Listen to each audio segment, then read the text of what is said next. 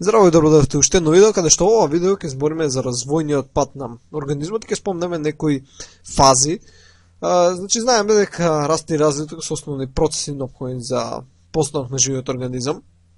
Значи, ние знаеме дека доаѓаме као луѓе од една клетка која се диференцира многу пати, така од една се добиваат 2, па се добиваат 4, па од 4 се добиваат 8 и така натаму.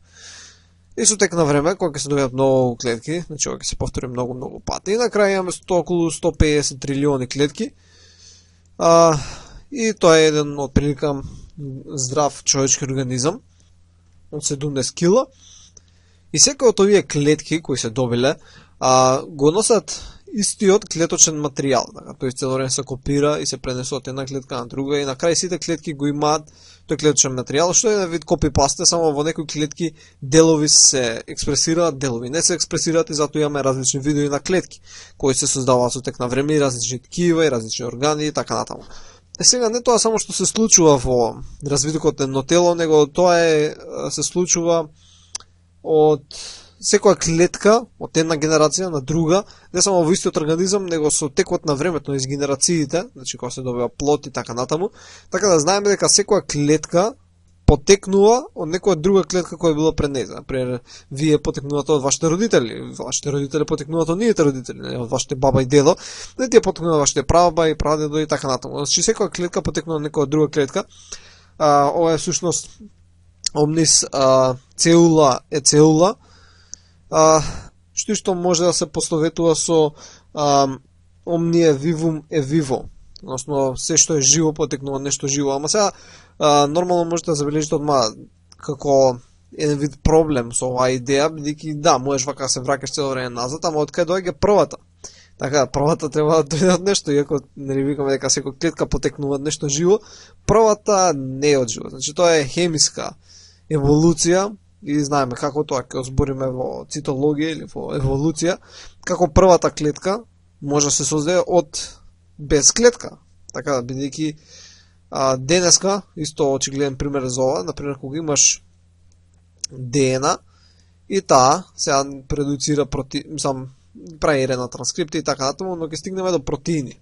Така че има процеси кога што ДНА ќе стигнеме до протеини. Ама сега е интересно, за да стигнеш до протеин, ти треба во процесот да користиш протеини. Така како се направил првиот протеин, ако за да направиш протеин ти треба протеин. Тоа исто се објаснува со имаме теории за тоа како настанува, мислам и потврдено е во лабораторија дека можеш да добиеш сложени протеини без користење на ДНА, но за тоа нема овдека да збориме. Него само онака ја спомнавме идејата, колку да го објасниме тој клеточен генетски континуитет. Бидејќи ние, како што сме денес, например ти, всушност представуваш една непрекината линија која се враќа назад до почетокот на животот, значи непрекината линија која се враќа назад 3 билиони години до првата клетка. Бидејќи си имало прва клетка и сега, например, сега ептен симплифицираме, например, имало 2 клетки и од тие 2 клетки имало, не знам, 4 клетки, така. И сега ако симплифицираме, имало 4 клетки, но речеме дека едно од овие изумрела и сега така натаму идеме на 8, на 16 и ти си всушност една непрекината линија. Значи, например, оваа линија си ти. Значи, почнеш од тука, па идеш тука, па не знам, после наму, па наму. Има линија која иде назад од првата клетка се до тебе. Една непрекината линија на генетски континуитет. И нормално, нели, се претрпело промени. Сега, ќе збориме малце за видот на клетки кои се наоѓаат во твојот организам и каков вид на генетски материјал содржат. Значи, го имаш човековиот организам, сега ќе се задржиме на човек во текот на генетика, иако ќе спомнеме малце и растенија и некои други животни, но главно се изграден од, можеме да речеме, два вида клетки, значи соматски и полови клетки. Значи соматските се тие кои градат најголемиот дел од телото, значи кожата, органите внатре, мозокот, така рацете, прстите и се останато, додека ги имаш герминативните, така половите клетки кои кај машките, нели се наоѓаат во тестисите, кај женските се наоѓаат во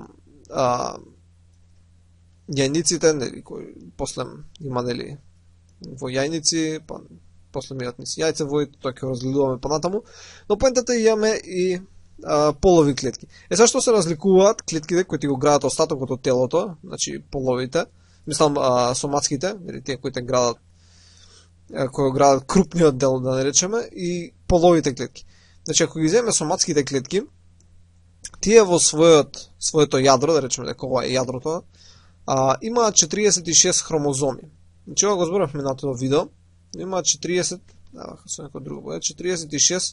хромозоми, кои во клетка која, нели, мируваат и се еднохроматидни. И ова го бележиме со 2n, каде што n еднакво на 23 всушност.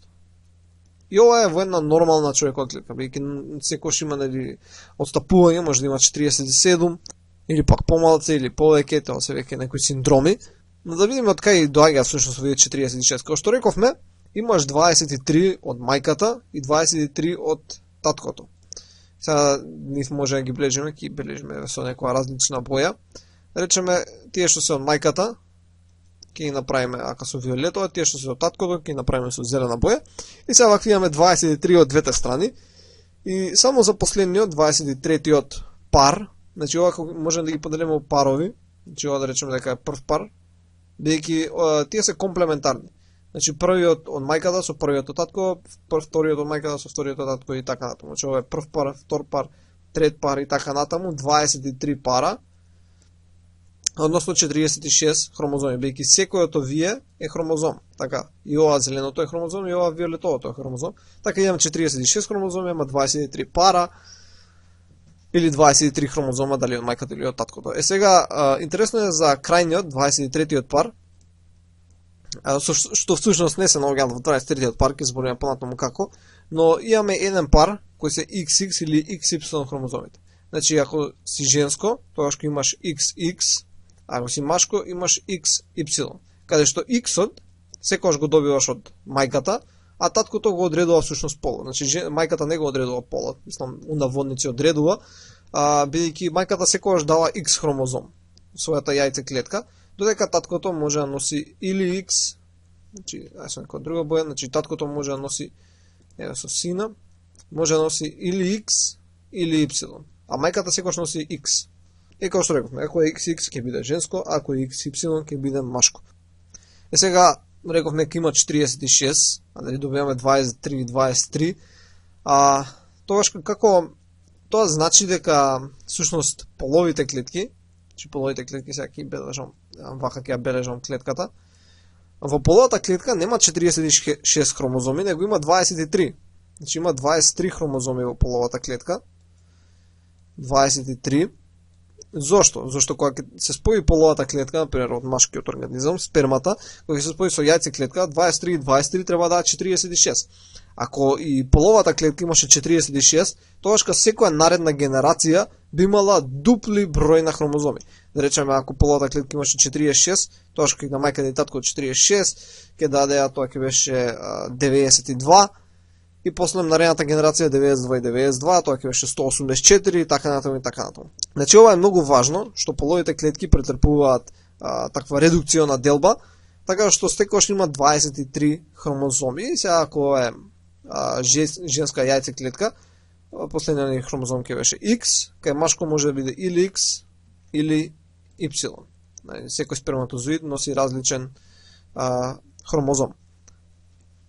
И овие всушност 22 хромозоми кои не го одредуваат полот, значи овие 22 овдека што се рекуваат автозомни, додека X-от или Y се наоѓа или се нарекува полов хромозом, но истото важи и за овие кои што беа во парови, така. Значи првите 22 пара, можеме да речеме, се автозомни, додека 23-тиот пар каде што се наоѓаат X и Y се полови хромозоми. Сега исто да спомнеме дека овие соматските клетки се делат по пат на митоза, што значи од една клетка која има даден генетски материјал, да го бележиме вака со сина боја, ќе се добијат две клетки, така ќе се добијат две клетки, кои ќе го имаат истиот материјал, значи сосема идентичен, како клетката, нели, од која потекнуваат. И ова се случува при митоза и ќе објаснам митозата понатаму. Но интересно е дека кај клетките, половите клетки, значи од од една клетка на крај ќе се добијат всушност 4. Сега ќе збориме понатаму како се одвива ова со процес на мејоза, редукциона делба. Ама поентата е што секој од овие, да ги направиме малце поголеми, се добијат 4 клетки. И поентата е што секој од овие, да речеме дека сме почнали со некој портокалов материјал, секој од овие ќе има малце различен материјал. Така ова ќе има виолето, ова ќе има зелено, ова ќе има црвено и ова ќе има, не знам, кафено. И ова е многу важно. Тоа значи дека, например, кај машките секоја спермална клетка е различна. Затоа кога, не знам, имаат родителите деца, не изгледат едно исто, освен ако не се близнаци. Сега разликите не се толку големи, ама секој имаат доста значајна улога и тие мали разлики. Например, оваа може ќе носи Y, оваа ќе носи X, оваа ќе носи X и оваа ќе носи Y. Така да ако јајцеклетка биде оплодена од едно од овие две, плодот ќе биде машки, ако биде оплодена од некој од овие две, ќе биде женски. И оваа различност се обавува преку crossing over, за кој ќе збориме малце покасно. Значи сега ќе збориме за фазите кои се поважни во развитокот на организмот, каде што првата фаза ќе ја спомнеме и таа е прогенеза. Значи про значи пред или нешто. Генеза значи раѓање, создавање. Значи прогенеза. Тоа е всушност период кој му претходи на оплодувањето, односно го фаќа развитокот на герминативниот епител од зрели полови клетки. Значи од која ќе се роди бебето, значи од раѓање на бебето, се до формирање на први полови зрели клетки. Значи ако е машкото сперматозоид или кај женското јајце клетка. Значи ако ќе бележиме со јајце клетка. Сега има некои разлики. Кај женското, значи женското се раѓа со голем број на јајце клетки всушност. Не ми текна колку беше точно, но мислам дека беше околу 400.000 јајце клетки. Сега нив ќе замислиме, значи ќе замислиме вака овие се жолто, вака сите се клетки. Така сите овие се клетки. И сега имаме многу на број. Ама тие, значи почнуваат одма, почнуваат значи да се делат со мејотска делба, да созреваат и прават паузи, значи не ја завршуваат својата мејотска делба. Кога ќе збориме за мејоза, ќе спомнеме кога всушност ги прават тие паузи, но поентата е се развиваат и постигнуваат до одредена фаза, да речеме фаза, не знам, 2, и прават пауза. Значи стигнуваат до фаза 2 и прават пауза. И после некое време продолжува. Значи продолжува циклусот на мејоза и тоа е кога ќе созреат девојчињата се до првата менструација, каде што клетката и сега идат како поред, да речеме вака, како се наредиле како колона, и идат и оваа сега првата продолжува циклусот, бидејќи нели беше тука паузиран, беше на пауза ставен и сега продолжува, го стискаме плей копчето и стигнува, не знам, до фаза 3 и пак прави пауза. Значи пак прави пауза и да во јајца водат и чека да биде оплодена. Ако не биде оплодена, не продолжува да се дели. Значи она ако биде оплодена од сперматозоид, тоа што ќе продолжи да се дели, така, значи ќе добие нов генетски материјал и ќе може да си продолжи и ќе достигне на фаза 4 и ќе се образува натаму зигот и така натаму. Ама ако не биде оплодена, едноставно ќе прекина на фаза 3 и ќе изумре. Така. Сега женските се раѓаат со голем број на јајце клетки, но само во текот на својот живот ќе созреат, само ќе стигнат барем до фаза 3. Ова произволно се земени овие бројки, значи нема фаза 2-3 во вистински, ќе збориме понатаму за фазите, но колку да сватите дека има одреден број на фази, дека стопираат до некаде, попосле продолжуваат. Сега сакам да кажам, во текот на својот живот, иако женските имаат околу 400.000, во текот на својот живот, отприлика само 600 ќе стигнат до фаза 3, примерно, дека се во наводници, пак да се повторам, фаза 3, ќе стигнат само 600, значи сите други ќе бидат на некој начин фрлени. И сега има една многу интересна работа што е доста битна кај женските, што не важи кај машките, зашто ќе спомнеме после зашто не важи. Како што можеме да видиме овие клетки овдека што се наредени како во колона, нели што чекаат, така и иде една по една идат на месец. Што подолго чекаат, тоа се поголеми шансите да се наводници расипат. Така да речеме да се расипат, односно да стекне некоја мутација која би била негативна. Да речеме оваа дека чека, и оваа чекала, не знам, чекала 14 години. Така и тогашка првата дошла, значи таа е еден вид најздрава, биејќи е стара само 14 години. А да речеме некоја при кога девојчето, жената ќе биде не знам 30 години, оваа ќе биде стара 30 години кога ќе искочи или при менструација. И таа значи дека чекала скоро дупло повеќе, што значи дека имало многу поголемо време на дворешни фактори, па и внатрешни фактори, како да ги бележиме некако со виолетово, како ултравиолетово зрачење или нешто, да влијаат врз нејзи и да направат некои мутации кои после би биле проблематични. И ова многу чисто го гледаме, каде што мајки кои се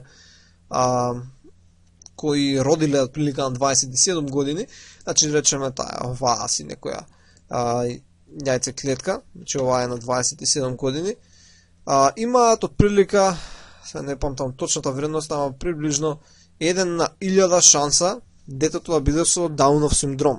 Така, а мајки кои родиле на 50 над 45 години, значи одека ова да речеме дека е 45 години, овие овдека имаат шанса 1 на 16 деца родени на 45 години имаат Даунов синдром. Бидејќи едноставно таа клетка чекала во редица сепак у наводници, 45 години, што значи 45 години имало непожелни влијанија врз неја, имало шанса таа да мутира и нешто да се измени. Значи, што е помлада мајката, тоа има поголеми шанси дека детето ќе биде здраво. И сега, зошто ова не е случај со машките? Кај машките, ако ги замислиме тестисите, кај машките всушност, нели, имаме, сега упростено, не е хистологија, ама имаме, не знам, герминативен епител, значи имаме сертолиеви клетки и така натаму, и со тек на време ќе се создаде сперматозоид. Значи, тие не седат, како дека во редица, него постојано се создаваат нови и нови. И тоа прилика создавање на еден сперматозоид трае прилика 60 дена. Сега тоа не значи дека само на 60 дена машкото има сперматозоиди, тоа има постојано. Бидејќи не знам, овој се создал, почнал да се создава на ден 1, значи ќе искочи на ден 60. Овој наредниот почнал да се создава на ден 2, значи ќе искочи на ден 61. Третиот почна се создава на ден 3, ќе искочи на ден 62 и така натаму. Затоа секој ден всушност има сперматозоиди, нема само на 60 дена. Ама за еден сперматозоид да се создаде отприлика требаат 60 дена или 2 месеца. И тоа значи дека постојано или се создаваат нови, така што не е важна староста, бидејќи тие секогаш се нови, едноставно не чекале во редица, него само што се создале. Сега нормално влијае и пак староста на машкото, зависи колку алкохол, цигари, некои надворешни влијанија и така натаму, или некои хормонски дисбаланси или слично, но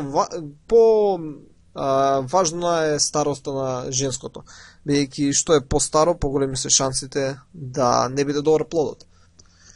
И сега знаеме дека, како што спомнавме, мутации се случуваат, сега ќе нацртаме една клетка.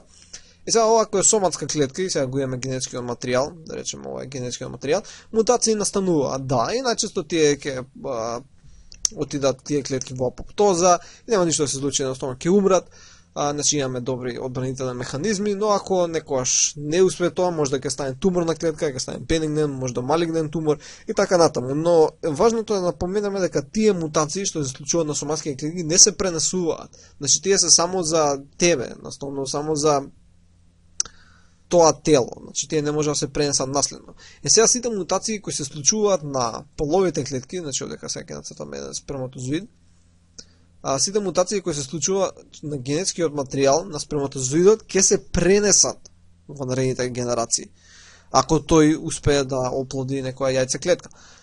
И сега најчесто мутациите се некои точкасти мутации, точкасти ќе бележиме баш со една точка на некоја си дадена азотна база, најчесто може да е ништо незначено, некојаш може да е доста проблематично и овие се нарекуваат генопати, бидејќи се промени на некој ген, така некој мала промена. Сега ако промената е на цели хромозоми, сега ќе нацртаме тука како еден хромозом, значи овака хромозомите ќе ги цртаме обично како X-ови, иако нели може да бидат еднохроматидни хромозоми, ама не е важно. Значи, ако настане некоја промена на хромозомско ниво, тие се нарекуваат хромозопати.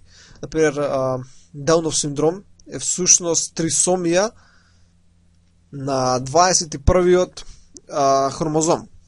Значи, нели као што зборевме, сега немам веќе тука место, ама као што зборевме, нели имаме 23, така, имаме 23 хромозоми, а сега он на 21-иот го има во две парчиња, значи има 24 хромозоми. Сега кога ќе се оплоди јајцеклетката со сперматозоидот, вкупно ќе има 47, каде што ќе има 3 пара од 21-иот хромозом, значи нема да има 2 пара. Нели, ајде пак, да се повторам малце. Значи повторувањето мајка знаењето, нели како што прехано цртав, значи сега сум овдека. Имаме, не знам, лилјаков се тие од мајката. И сега да речеме дека имаме 1, 2, 3 така натаму и имаме зелени се тие од татко 1, 2, 3 така натаму. Сега 21-иот, дали кај маката или кај таткото е удвоен. Ќе обележам со сина боја, сега да речеме дека ќе го направам дека е удвоен.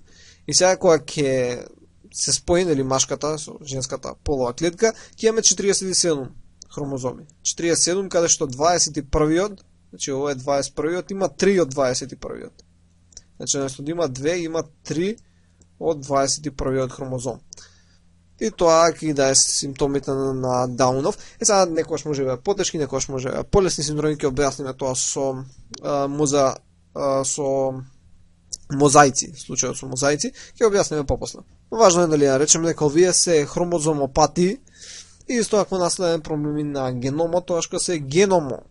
Значи, ако се на гени, се генопати, на хромозоми, хромозомопати, ако се на геномот, како целост, и сите овие всушност спагаат во гаметопати, бидејќи се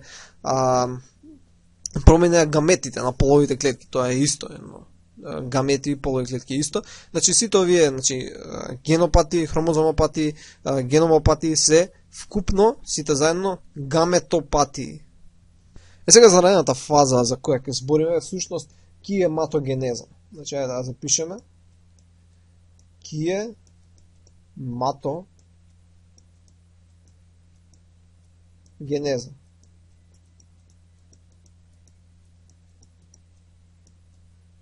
Каде што киема всушност значи зачеток, плота, генезис, рековме генеза, развој, создавање, почеток и така натаму. Сега, како што рековме, нели имаме на еден сперматозоид, така да речем, имаме еден сперматозоид, имаме на јајце клетка и кога ќе се спојат една со другата, нели овој носи 23 хромозоми, јајце клетка носи 23 хромозоми и ќе добиеме клетка која ќе има 46, и ќе се добие нели зигот ќе се оформи. И потоа нели со сукцесивни делби, значи од една ќе стане ќе се добијат 2, од 2 ќе се добијат 4, ќе се добијат 4 и ќе се добијат натаму 8, по 16 и така натаму и ќе се развие нели цел плод. И ова се збориме нормално кај човек, дека почнува со 46 хромозоми и овој вие сите процеси и ова прилика трае 280 дена. Ова нормално се повторно напомена дека збориме за човек. И нели се разликуваат различни периоди као бластогенеза, која трае од почеток па се до 15-тиот ден, па ембриогенеза до 8 недели, фетогенеза се до раѓањето и така натаму. Значи овдека кога ќе се создаде значи првата клетка, таа понатаму сите овие делби се всушност со митоза. Така. Митоза. Ќе збориме таму понатаму во некој наредно видео како се одвива митозата, но се одвива со помош на митоза и се дели. И нели како што рековме, при митоза само се копира генетскиот материјал, не се изменува тотално идентичен. Значи овдека ако имаме даден генетски материјал, тој ќе биде истиот во овие клетки, па ќе биде истиот во овие 4 клетки и така натаму и така натаму. Сега нормално може да има некои нарушувања кои се обично промени во бројот и структурата на хромозомите, значи не се мутации, него се хромозомопатии и се нарекуваат така наречени мозаични форми, исто е познати како мозаицизам, каде што во организмот, значи на крај, значи ова ќе се одвива процесот, ќе се одвива и на крај нели ќе се добие сега го направам. Вака тука и ќе се добие организам, така ќе се добие бебе, ќе се добие, каде што може да има во соматските клетки збориме, значи клетки кои оградат телото, 50% пример, ќе обележам ако со црвена линија ќе подадам, 50% или вака. Црвена линија ќе го обојам едниот дел од телото, а со портокалот ќе се види другиот. Кај што по 50% ќе бидат клетки кои имаат еден вид на геном, 50% ќе бидат клетки кои имаат друг вид на геном. Или пак може да бидат различни проценти, не мора да се 50-50, но ова е многу интересно, дека во телото нема сите клетки да го имаат истиот генски материјал. Мислам, добро, ќе го имаат прилично истиот генски материјал, само едним ќе имаат повеќе или едни ќе имаат помалце. И сега да видиме како ова всушност се случува, зашто е многу интересно, ево да избришеме вака малце. Сега рековме во претходно дека Даунов синдром се јавува ако имаме нели трисомија на 21-иот хромозом, односно 21-иот хромозом ќе го има повеќе. Да речеме ако во јајната клетка, сега си ги имаме хромозоми, ама 23-иот е удвоен, така значи го имаме два пати, значи ова е вишок овдека. И тука си ги имаме другите. И ка машка да речеме дека се е нормално, така се е нормално. И сега ќе се добие една клетка која ќе има 47 хромозоми. Значи нема да биде 46, ќе има 47, кај што 21-иот нели ќе го има два пати. Три пати усвари. Нели еднаш од мајката, два пати од мајката во овој случај и еднаш од таткото и ќе имаме Даунов синдром. Ама сето интересно е дека не мора да биде проблемот уште во половите клетки, него може проблемот да се јави и при митотските делми. Да речеме овдека, сега ќе земам две бои, каде што виолетова и ќе земам зелена. И сега да речеме ги имаме 23 од мајката, така и 23 од таткото и сите си се здрави нормални хромозоми, сите си идат нормално во парови. И сега кога ќе треба да се делат, нормални сите ќе се удвојат за краток момент и потоа ќе треба да се прераспределат. И сега во прераспределувањето, да речеме ако ова е 21-иот пар, така, би требало да се распределат по две, нели едно виолетово, едно зелено, во секој од овие две нови клетки, одека сега имаме две клетки. Но поентата е, три отишле во едната клетка, едно останало во другата. И на крајниот случај што ќе се добие, што во едната клетка ќе имаме се нормално хромозоми, така, ќе имаме нормално хромозоми, само едниот, овдека ќе го направиме, нека биде екстра виолетов, така, значи 21-иот останал, значи овдека ќе имаме 47 во оваа клетка, додека во другата, всушност, ќе фали тој едниот. Значи ќе ги имаме овие зелени, овдека ќе имаме зелен, ама ќе го немаме виолетовиот. Значи виолетовиот фали. Зошто? Зошто отишел во другата клетка. Значи не се прераспределил правилно. И сега оваа клетка ќе има 47, оваа ќе има 45. Таа која има 45 не може да продолжи да живее. Значи тоа не е компатибилно со живот, бидејќи му фалат многу информации. Сега оваа другата има вишок, тоа е штетно, ама таа клетка сепак пак може да преживее. Значи оваа клетка ќе изумре, го блежаме тоа со бела боја, значи оваа клетка ќе изумре и ќе продолжи само горната клетка и повторно така ќе се подели после на 2, па на 4 и така натаму. И поентата е, на крајот ќе добиеме организам кој ќе биде повторно со Даунов синдром. Иако двете полови клетки кои биле немале никакви хромозомски оштетувања. И сега во ова многу е важно во кој степен на делбата би се случила оваа хромозомопатија. Да речеме ако се случеше, не се случеше овдека, него се случеше кога беа 4, тоа значи дека една од овие ќе имаше 40, вака ќе беше. Една од овие ќе имаше 47, оваа ќе имаше 45, а овие две да речеме дека ќе си беа нормални 46 и 46.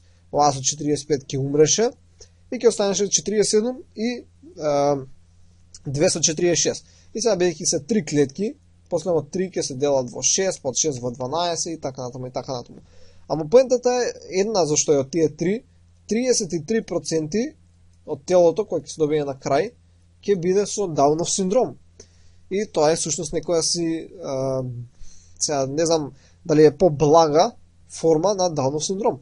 Ако се случеше, не знам, во кога беа 8 клетки, тогаш ќе беше уште помал процент. Ама да речеме, ако се случи, како што видовме овдека во првата делба, тогаш кога 100% ќе има Даунов синдром. Ако се случеше кога беа 4, ќе имаше 33% од клетките во телото ќе беа со Даунов синдром. Така да многу е важно во кој степен на делба на клетката, значи развиток на плодот, ќе се случи оваа хромозомопатија. И крајниот резултат, како што рековме, ќе биде плод кој ќе биде мозаик. Значи ќе има и еден вид на клетки и друг вид на клетки. Односно, не различен вид на клетки, него со различен број на хромозоми. И на крај, нели, ќе добиеме многу клетки, значи имаме едно створење, таа кое со... Односно, уште нема... Значи, ќе имаме само многу клетки, значи многу клетки, ќе добиеме. Сега, како од тие клетки кои го имаат сите, да речеме оваа кај здрав организам, немаме никакви нарушувања, сите имаат 46 хромозоми, сите го имаат истиот генетски материјал, како ако го имаат истиот генетски материјал, едни стануваат глава, други стануваат рака, трети стануваат, не знам, црево, четврти стануваат срце и така натаму. Значи добиваат различни функции, стануваат друг вид на клетки. Значи ако сите почнаа некоја без некоја форма, не биле диференцирани, со тек на време ќе добиеме некоја си нервна клетка, така ќе добиеме некоја нервна клетка, вака сега ќе направам со аксон, тука натаму дендриди. Така, тука имаме јадро и така натаму. И ќе добиеме многу видови на клетки, ќе добиеме некои сплескани клетки, ќе добиеме некои фагоцитни клетки и такви. Значи многу видови на клетки ќе добиеме, иако сите почнале со истиот генетски материјал. Сега тоа е бидејќи не сите го користат истиот генетски материјал, не се експресира во секоја клетка исто. Што мислам со тоа? Да речеме, ако сите клетки имаат исти упатства, да речеме ко лист, хартија, и сега на тој лист пишува како да се прави се. Значи како да бидеш црн дроб, како да бидеш, не знам, срцева мускулна клетка, како да бидеш ваков вид на клетка, како да бидеш таков вид на клетка и така натаму.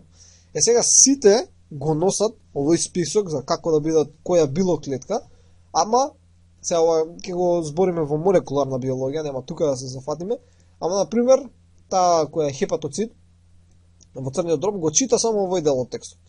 И она е само хепатоцит. Сите овие работи не ги чита. Таа која е, не знам, во мозокот, која е нервна клетка или некои си нерви, го чита, например, само овој дел.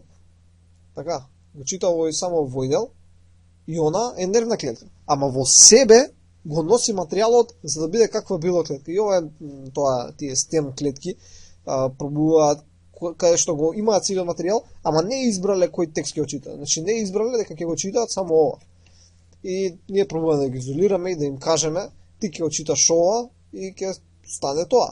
Така и со тоа ќе може да правиме регенерација на ткива. Например, сакаме ќе ставиме клетки во едно ткиво и ќе му речеме да чита ова и она ќе стане тоа.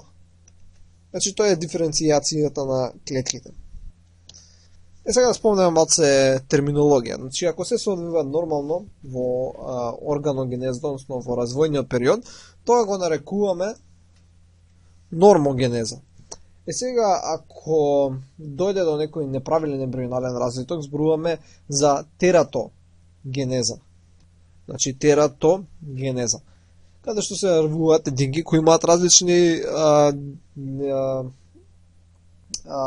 последици кои може да бидат, односно дефекти кои може да бидат или компатибилни или некомпатибилни со живот.